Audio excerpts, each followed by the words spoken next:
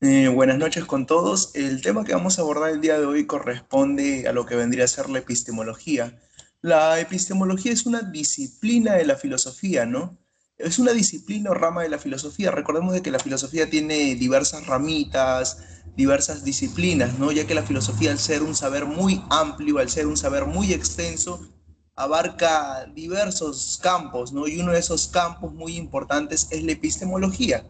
Ahora, la epistemología se dice muchas veces que es hija de la nociología. Ahora tú me dirás, ¿qué es la nociología? La palabra gnosis significa conocimiento. Gnosis significa conocimiento. Por ende, la epistemología en algún sentido se relaciona con la nociología. ¿Por qué? Porque la nociología estudia el conocimiento en general. Por ejemplo, si podemos o no podemos conocer la realidad, si, en otras palabras, cuál es el origen de nuestros conocimientos, la razón, los sentidos, etcétera. Y bueno, en ese sentido la epistemología se relaciona con la nociología. Sin embargo, la epistemología se puede decir que es hija de la nociología en algún sentido. ¿Por qué? Porque la epistemología también estudia el conocimiento, al igual que la nociología. Pero mientras que la nociología estudia el conocimiento en general, en absoluto, en cambio, la epistemología estudia solamente un tipo de conocimiento, un conocimiento en específico, que es el conocimiento producido por los científicos. En otras palabras, es el conocimiento producido por la comunidad científica. Ese es el tipo de conocimiento específico que estudia la epistemología. De ahí que a partir de ello la epistemología se puede definirla como está en la PPT, ¿no? Disciplina filosófica encargada de problematizar todo lo concernente y relacionado a la ciencia. Ejemplo, la epistemología problematiza sobre las leyes científicas, problematiza, cuestiona, indaga, refuta, critica todo lo que tenga que ver con teorías científicas, leyes científicas, hipótesis, etcétera, todo lo que abarca dentro del campo científico. De eso se va a encargar la epistemología. Hasta ahí no creo que hay ninguna duda. A ver, pasemos a lo siguiente. Ya. Mira, aquí debes manejar un poco el término epistemológico. En otras palabras, lo que debes comprender aquí es manejar un poco las categorías epistemológicas. Lo que sucede es que cada ramita de la filosofía, cada disciplina de la filosofía maneja sus categorías, sus conceptos propios. Lo mismo aquí en la epistemología. Primero debemos saber qué es ciencia. Si bien es cierto, la epistemología es la disciplina filosófica que reflexiona, indaga, cuestiona, critica todo sobre la ciencia, para ello debemos saber primero qué es ciencia, pues. Y aquí te he puesto un concepto general, es un concepto básico que lo vas a poder encontrar en obras como, por ejemplo, hay una obra muy interesante que se llama La ciencia, su método y su filosofía. Es de un epistemólogo argentino llamado Mario Bunge.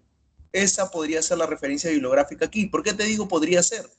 Porque hay otras definiciones de ciencias también, pero esa es la definición clásica que se maneja para para estudios generales, para primeros ciclos de universidad, etcétera. Y también para cuando se enseña academia a nivel pre. ¿Qué es ciencia? Bueno, es un sistema de conocimientos metódicamente establecidos y comprobados, conectados por relaciones de fundamentación y referentes a un dominio particular de objetos. En otras palabras, la ciencia es un sistema de conocimientos. ¿Por qué es un sistema? Porque está establecido por medio de redes, están conectados los unos con los otros. La biología está conectada con la física, por ejemplo. La física está conectada con la química. Una ciencia no existe de manera independiente, no existe de manera aislada, sino que las ciencias están interconectadas como por redes, una conectada con la otra. Por ejemplo, cuando yo junto la biología con la química, ¿qué nace? La famosa bioquímica, ¿verdad? Si yo junto la física con la química, ¿qué nace? La fisicoquímica. Las ciencias están muy interconectadas. Por ello que es un sistema de conocimientos, además metódicamente establecidos. ¿A qué me refiero con metódicamente establecidos? Lo que pasa es que la ciencia no es que va a investigar así de la nada, de manera espontánea, caótica, no, sino que la ciencia va a investigar a partir de un método científico. Y ojo, el método científico tiene variantes, ¿ah? El método científico que sirve para la psicología no es el mismo método científico que sirve para la física. El método científico tiene variantes, pero tiene un método, pues. ¿Qué es un método? A ver, un método es una serie secuenciada de pasos para poder investigar un determinado problema o aspecto de la realidad.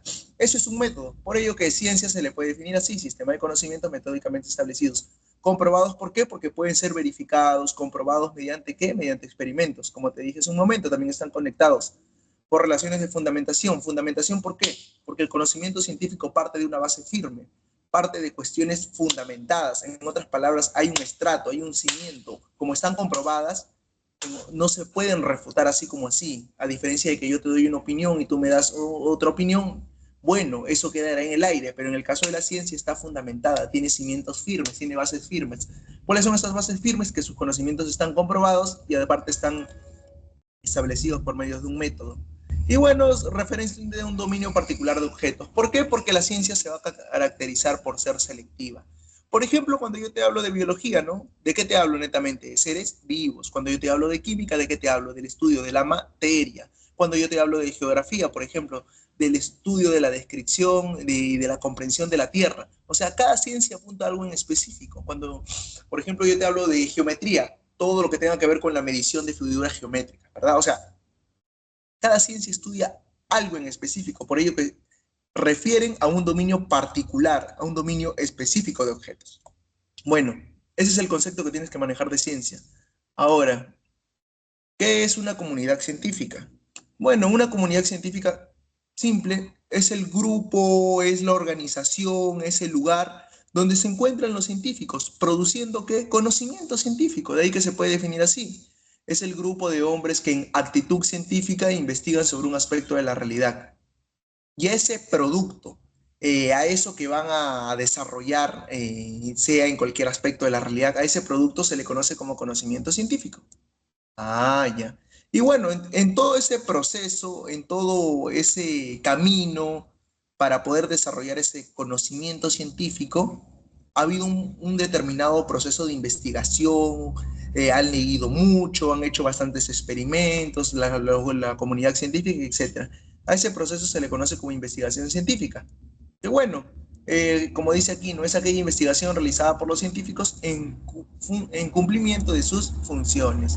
Tienes que manejar estos cuatro conceptos básicos: qué es ciencia, qué es comunidad científica, qué es investigación científica y qué es conocimiento científico. Con eso puedes prácticamente, bueno, comenzar a leer cualquier libro de epistemología básica.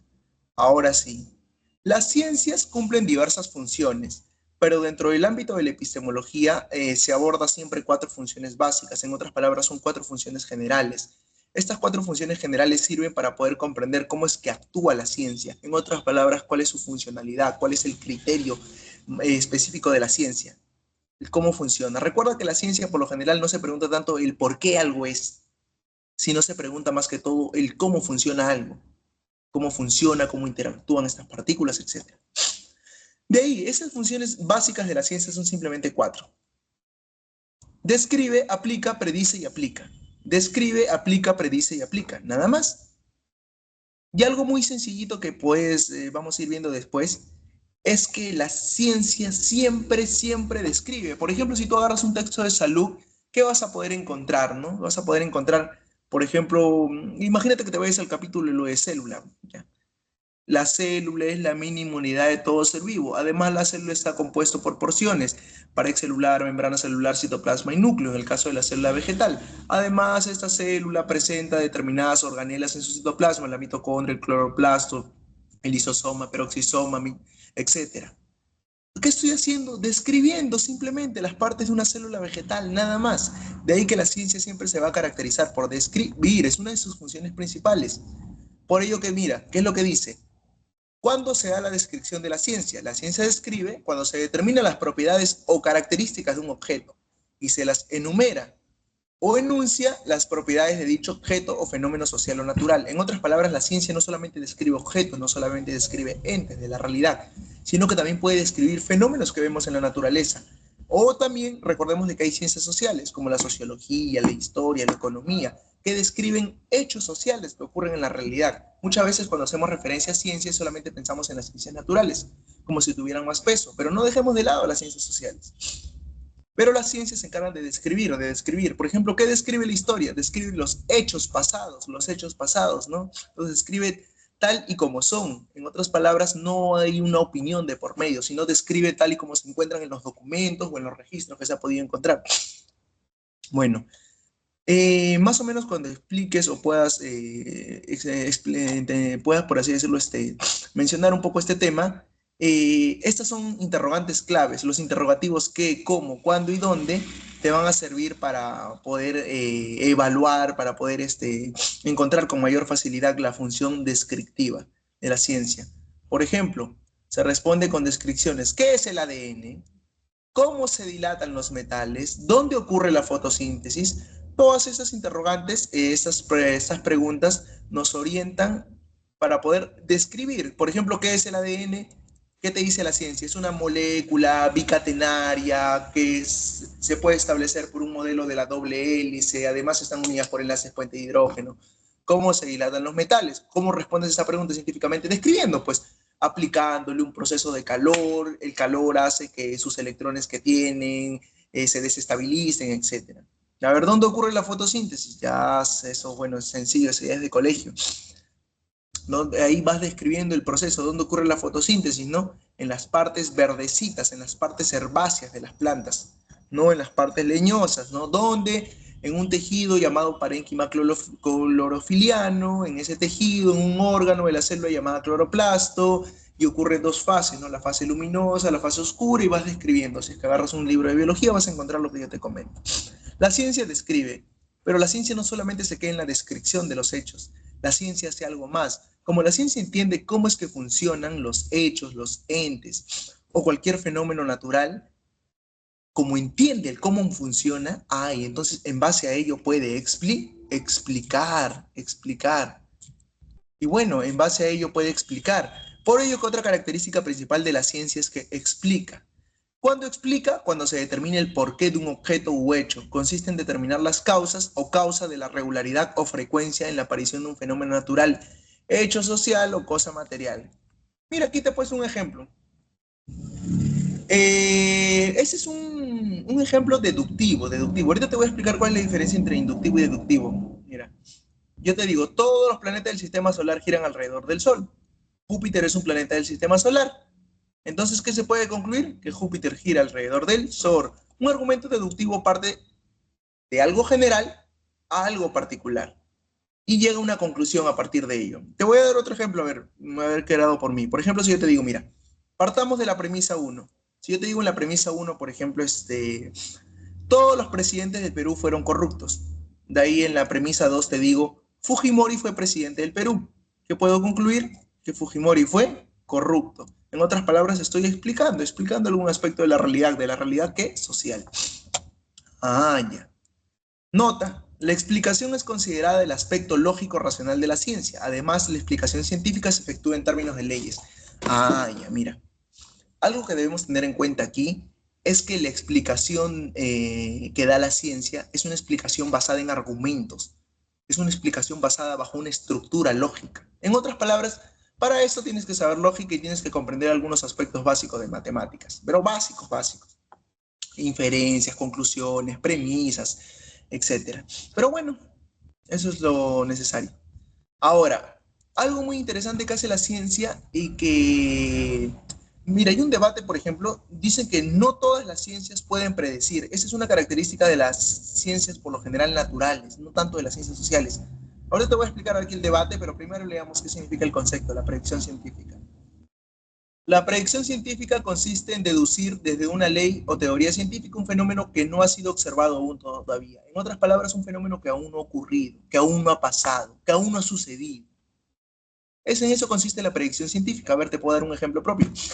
Yo te digo, por ejemplo, la astronomía, por ejemplo, piensa la ciencia astronómica. La ciencia astronómica puede saber por medio de sus teorías físicas, cuando un cometa se está acercando a la Tierra, cuando, por ejemplo, el cometa Halley se está acercando a la Tierra. ¿Por qué? Porque, bueno, por medio de sus fórmulas matemáticas, fórmulas físicas, sabe más o menos cómo los cuerpos celestes se pueden aproximar a la órbita de la Tierra, ¿no? En ese sentido, la predicción científica es una característica propia de las ciencias naturales. Pero hay un problema, las ciencias sociales no pueden predecir. A ver, predíceme un hecho histórico, predíceme el comportamiento del próximo presidente del Perú. No puedes, pero en ciencias naturales sí se puede. Por ejemplo, en la psicología, yo más o menos en base a determinados patrones de conducta podría predecir el comportamiento de un individuo. Ya. De ahí que las ciencias naturales se dice que tienen un poquito una base más sólida, ¿no?, que las ciencias sociales. Pero bueno, ese es un debate que todavía hoy en día está en epistemología y en controversia. A ver, aquí te he puesto un ejemplo. Mira, todos los metales se dilatan con el calor. Si se produce un nuevo metal X, o sea, de manera artificial o sintética se logra fabricar un nuevo metal X, ya que tú sabes que en la tabla periódica no todos los elementos que existen son naturales, hay elementos artificiales, y se produce un nuevo metal X, también se dilatará con el calor. O sea, puedo predecir más o menos, porque si yo sé que todos los metales se dilatan con el calor y en ciencia puedo producir un metal X, ¿qué voy a deducir? Que también tiene las propiedades de los otros tipos de metales, pues que también se va a dilatar con el calor. En otras palabras, la ciencia predice. La aplicación científica. ¿Qué es la aplicación científica? La aplicación científica, bueno, consiste en los conocimientos logrados, traducirlos. ¿Traducirlos en qué? En tecnología. En otras palabras, ahí van a intervenir los ingenieros, ¿verdad? Porque los ingenieros, ¿qué es lo que hacen? Traducen el conocimiento científico en aparatos tecnológicos. Ah, ya. En eso consiste la aplicación científica. Aparte, también hoy en día, si tú abres los textos de epistemología, vas a poder encontrar de que se habla, por ejemplo, bastante de la tecnología social, ¿no? ¿Qué es la tecnología social? Es cuando un país invierte en educación. Eso es la tecnología social. Ah, ya. A ver, mira, aquí te cuento, mira, tecnología es igual a determinado producto del conocimiento científico. Bueno, aquí está, puedes leerlo en la diapositiva. De ahí te la voy a mandar. Importante, mira, algo importante. Es como una nota aclaratoria. Los científicos siguen un conjunto de pasos que establecen mediante un acuerdo entre ellos, es decir, logran por convención desarrollar su práctica siguiendo un método. Así, cuando hacemos referencia a la práctica social de la investigación científica, decimos que es una manera sistemática de investigación que realiza una institución social de acuerdo a un método determinado.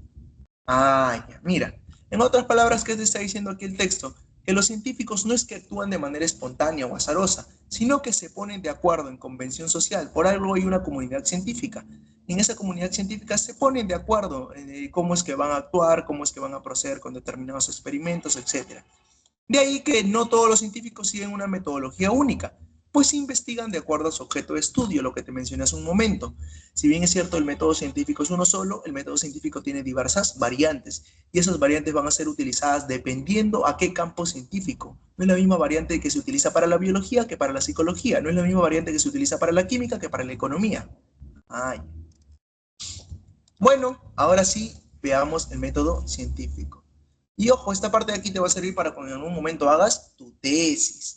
¿Por qué? Porque todas las tesis se basan en este método científico, incluso las tesis de ciencias sociales, de humanidades, etcétera. Solo que aquí está resumido, ojo, aquí está bien muy resumido, como para nivel pollito, o sea, como para que cualquiera lo pueda entender y además es para nivel pre, nivel academia. El método científico. ¿Qué es el método científico? Bueno, ya te lo mencioné, todo método parte de una serie de pasos secuenciados, parte de una serie procedimientos secuenciados, etc.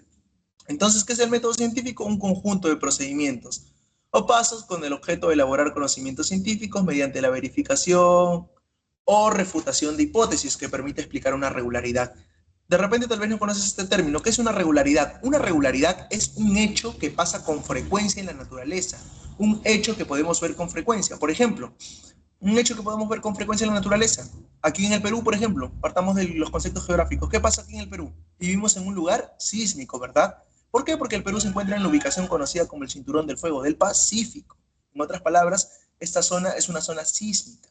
Ah, eso es una regularidad, explicar a partir de un hecho concreto en la naturaleza, a partir de los movimientos sísmicos, se ha podido evaluar por medio de sismógrafos y otros instrumentos más las placas tectónicas.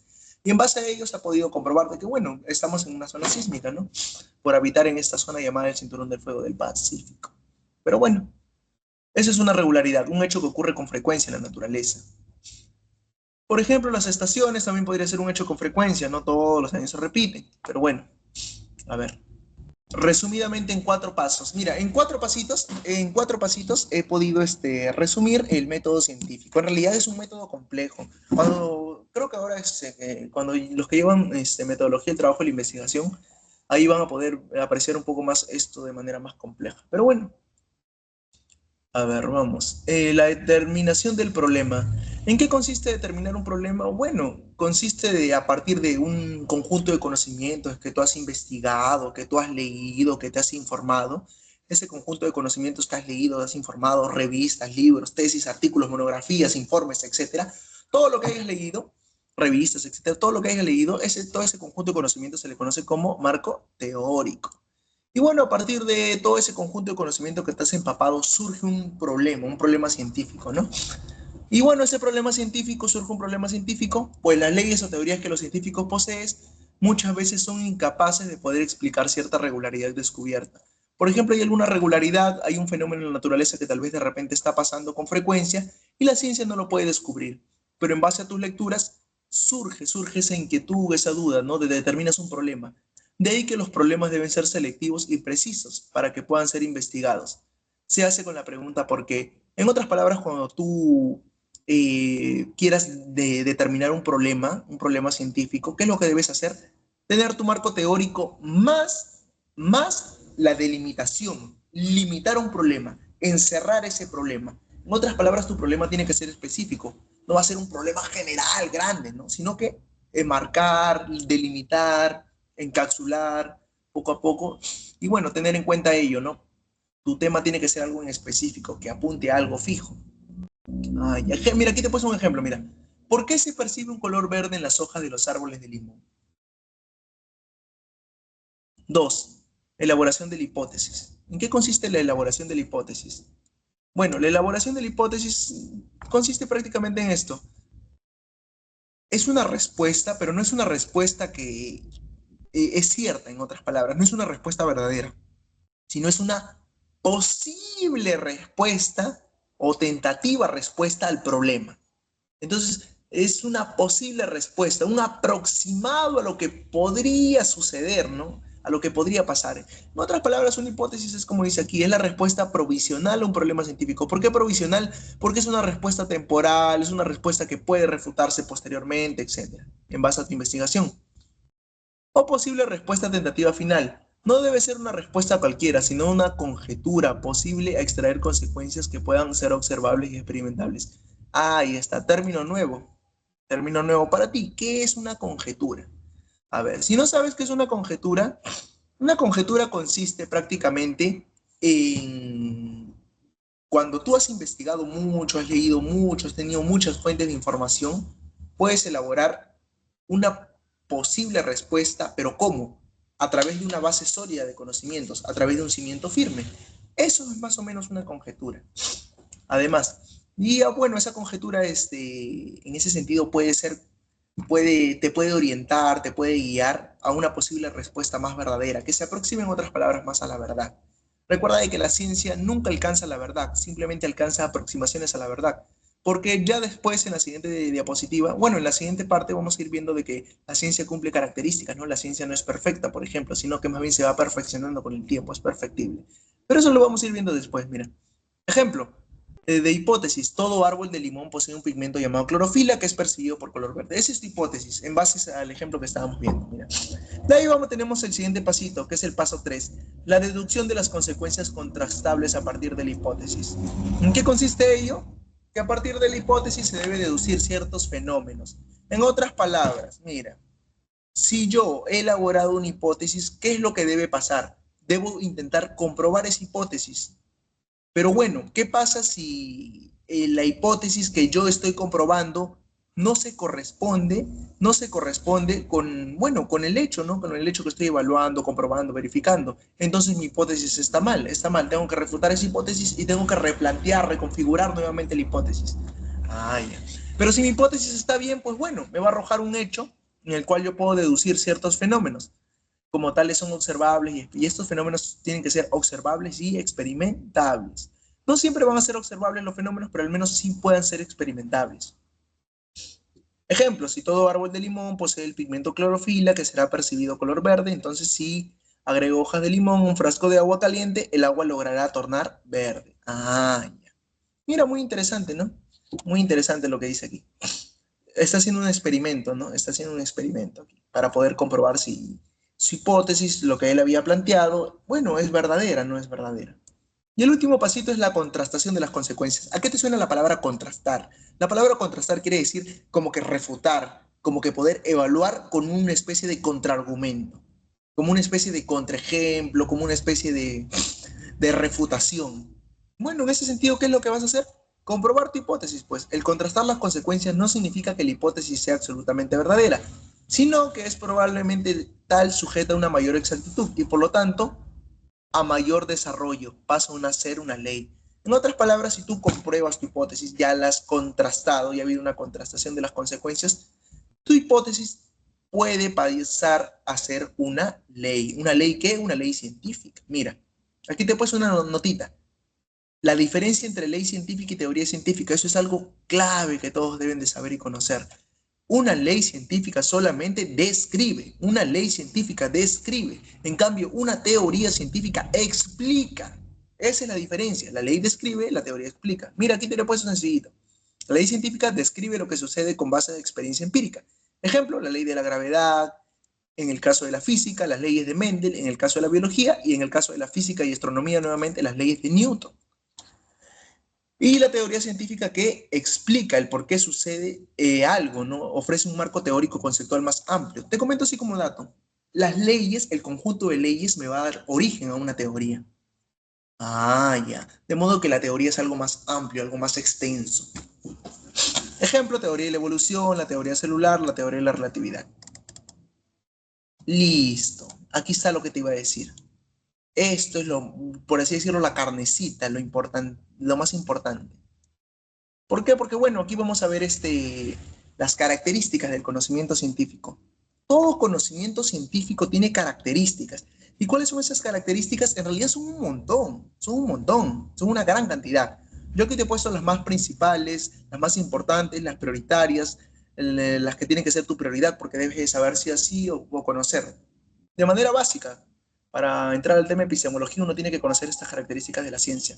La primera es que la ciencia es objetiva. ¿Por qué es objetiva? Porque, bueno, no habla en base a opiniones, no habla en base a lo que cree, no, sino que, bueno, busca reflejar los hechos de la realidad tal y como son. Por eso que es objetiva. A ver, vamos a ver qué dice el concepto. Es objetivo porque busca reflejar las características de los entes y las leyes que los rigen, mostrándolo tal y como es. Ahí está, lo que te comenté. Es fáctico. Mira, la palabra fáctico, cada vez que tú veas la palabra, el término fáctico, es un sinónimo de la palabra hecho. Hecho. En otras palabras, cuando yo me refiero a ciencias fácticas, estoy hablando de ciencias que estudian los hechos de la naturaleza. Ah, ya. ¿Por qué? Porque se atienen a los hechos de la realidad. La ciencia también es analítica, porque se basa en el estudio de los objetos por su composición y relación interna. Ahora tú miras, ¿qué es eso de que se basa en los objetos por su composición y relación interna? Ah, ya. La palabra análisis, te comento, significa descomponer. Lisis es ruptura, descomponer, degradar, hacer algo de algo grande, hacer algo chiquito. Piénsalo como un rompecabezas. Desarmas el rompecabezas y ¿qué tienes? Varias piecitas. Eso es análisis. Lo mismo, ¿qué es lo que hacen los científicos? Por ejemplo, imagínate que yo te doy una papa. Su nombre científico es Solanum tuberosum. O te doy una arveja. Su nombre científico es Pisum sativum. Te la doy. ¿Qué es lo que hace el científico? Pues bueno, ¿qué es lo que hace el biólogo? Va y lo analiza el microscopio. Descompone esa totalidad por analizar sus partes internas. En otras palabras, por analizar su composición. Y también analiza su relación interna. Cómo sus células de esta alberja llamada Pisum sativum, sus células tienen diversos componentes y estos componentes, composición, se relacionan los unos con los otros. Ah, ya. Por ello que es analítica. La ciencia es especializada porque estudia diferentes campos, pero específicos de la realidad. Te lo mencioné hace un momento. Cuando yo hablo de biología, hablo de seres vivos. Cuando yo hablo de química, hablo del estudio de la materia. Cuando hablo de física, hablo del estudio de la naturaleza, de los cuerpos. Ah, y en otras palabras, la ciencia tiene un objeto en específico de estudio. Te podría, por ejemplo, aquí comentar un dato. Hay mucha gente que en biología confunde mucho. Yo esto lo he preguntado bastante, ¿no? Por ejemplo, yo pregunto esto, mira, a ver. ¿Qué estudia la genética? ¿Qué estudia la genética? Y la gente responde, la genética estudia el gen, el gen. Eso es falso. Eso es falso. Eso es falso. La biología también tiene ramitas. Una de sus ramas es la genética y la genética no estudia el gen. No, no estudia el gen. Entonces, ¿por qué se llama genética? La genética lo que estudia es la herencia, el cómo heredamos determinados caracteres de padres a hijos y así de generación en generación. De modo que la genética es la rama de la biología que se encarga de estudiar la herencia, las leyes de la herencia y sus variaciones, esas variaciones que pueden haber de generación en generación. Ahora, ¿hay una ciencia o hay una rama de la biología que estudia el gen? Sí, la biología molecular. La biología molecular estudia al gen. Bueno, estudia las moléculas, ¿no? El ADN. ¿Y el gen qué es? Es una porción del ADN. Por ello hay que saber de que las ciencias, como la biología, por ejemplo, tienen diversas ramitas. La bioquímica, la biología molecular, la genética, la microbiología, etc. Pero bueno, las ciencias son muy específicas, por eso son especializadas. Pero bueno, las ciencias son claras y precisas. ¿Por qué? Porque buscan la simplicidad explicativa.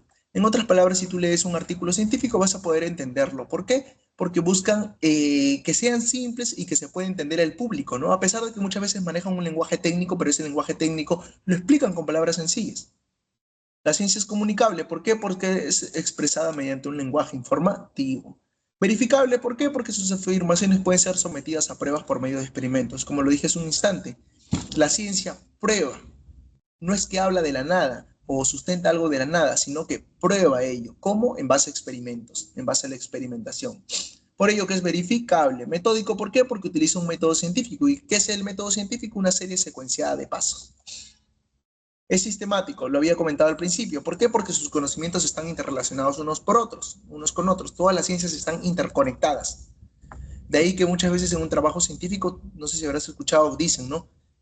Todo trabajo científico es multidisciplinario. ¿Por qué? Porque aportan diversas disciplinas del saber. Por ejemplo, en un estudio del cáncer, ¿no? En un estudio del cáncer está el radiólogo, está el biólogo, está el médico, está, por ejemplo, el químico, etcétera. Hay una serie de diversos profesionales que aportan en ese estudio, ¿no? Por eso que es sistemático. Mira, aquí dice, porque en forma metódica se forma un sistema de ideas lógicas conectadas entre sí en relación orgánica donde las teorías o hipótesis están tan acopladas que un cambio en una hipótesis puede generar cambios en teorías o grupos.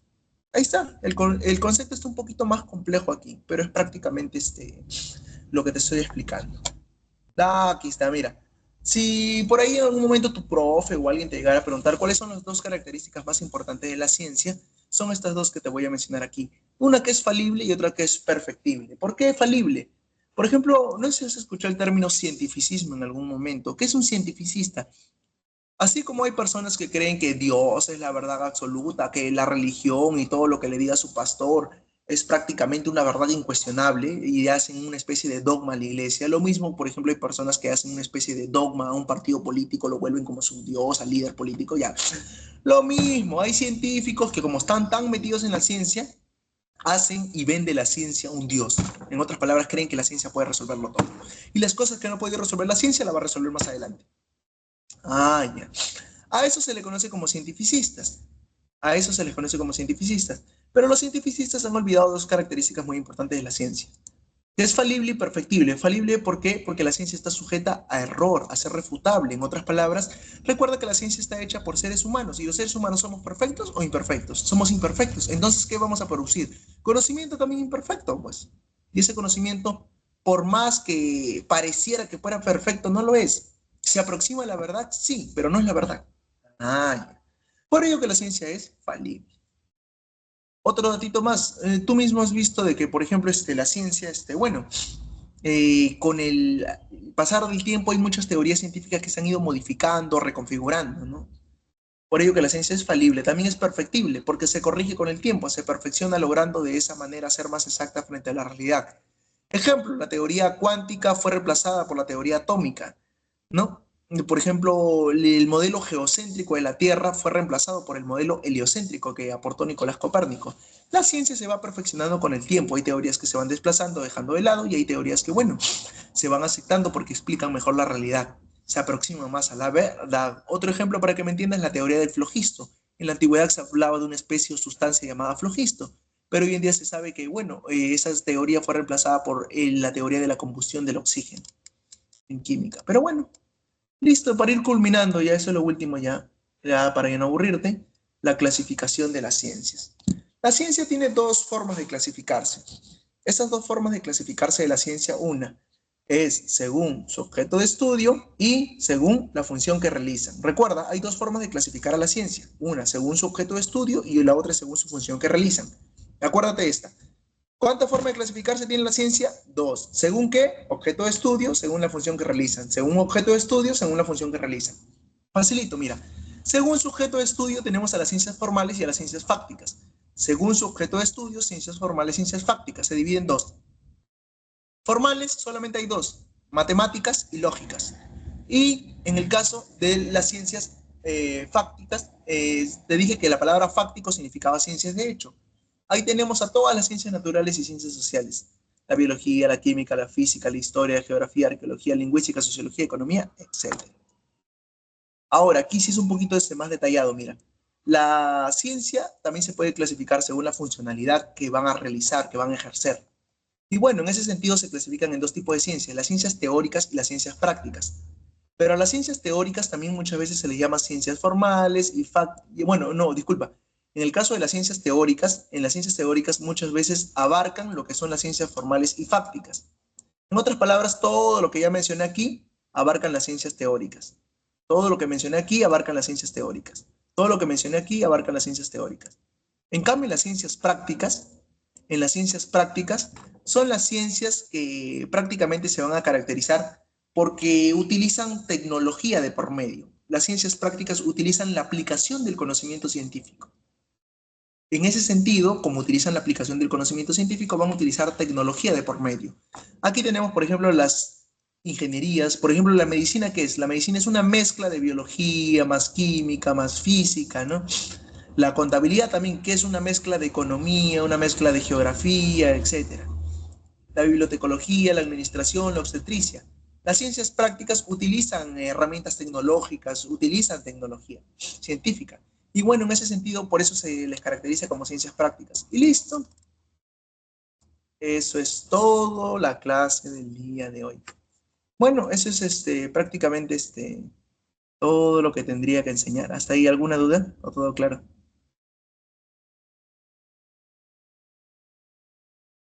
¿Ahí ha quedado alguna duda?